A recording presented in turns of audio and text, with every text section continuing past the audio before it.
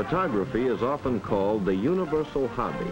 It is a means of creative expression within the reach of people in all walks of life, and it speaks a language that everyone can understand.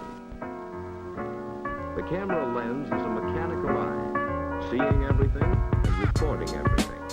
It captures actions that will never again be repeated. Used with a microscope, it records the strange activities of tiny organisms. With the X-ray, it reveals...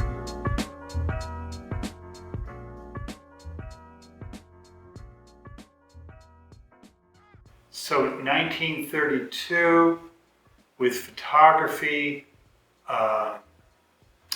Walker Evans would have been a very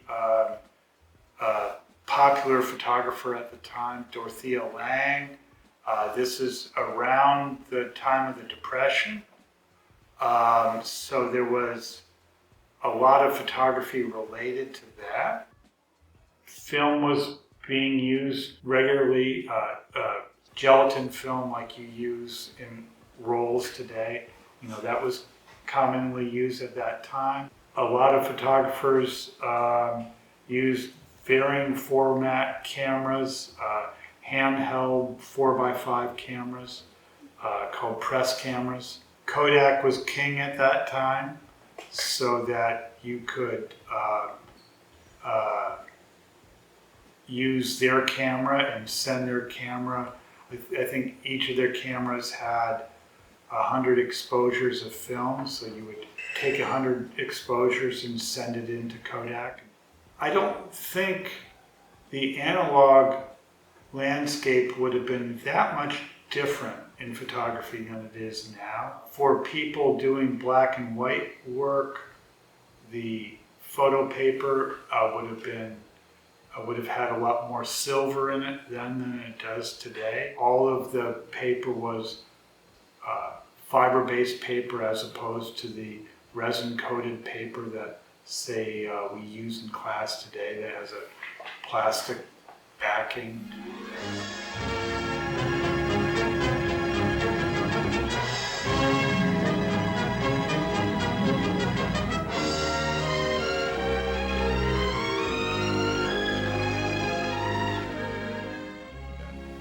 To these people, to you and to me, the motion pictures bring magic. Yet the motion pictures today are learning to put more than romance upon the screen. A new era in motion pictures has been born. The movies have been given a college education. Now the camera is seeing things for science. A special type of motion picture called time-lapse photography shows you, perhaps a little late, what happened to your front yard. To photograph the growth of a dandelion, this time-lapse camera, unlike ordinary movie cameras, takes separate pictures at long intervals. Speeded up on the screen, the gradual changes take place in a few seconds as we watch the life of the golden but pesky dandelion. The long time lapse between pictures emphasizes the gradual changes.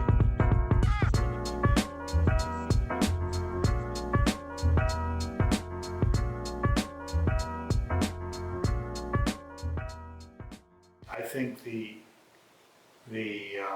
portability of cameras, people's phones, is extraordinary, and I think that has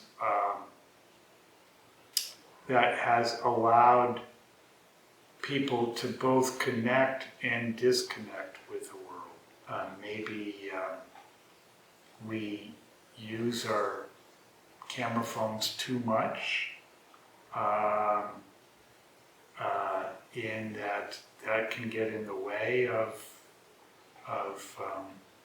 witnessing the world firsthand.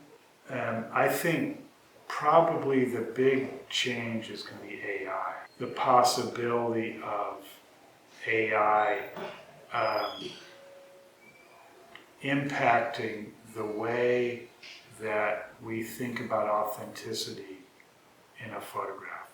Not that people think of people still associate photography with objectivity, and the more that you study photography, the more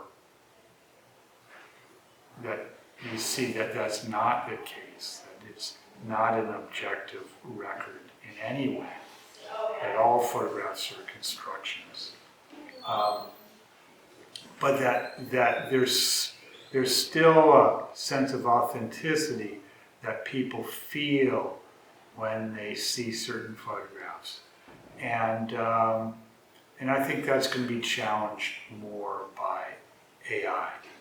But then at the same time, there's this really strong desire that people have, particularly young people, to make analog photographs.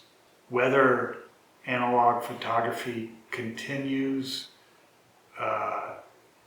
much longer is going to be in part based on whether silver is still used in film and in photo paper. It's expensive and it impacts the price of film and paper. If a substitute could be found that would still be light sensitive, which I think could be very possible, then there could be an even greater resurgence of analog photography.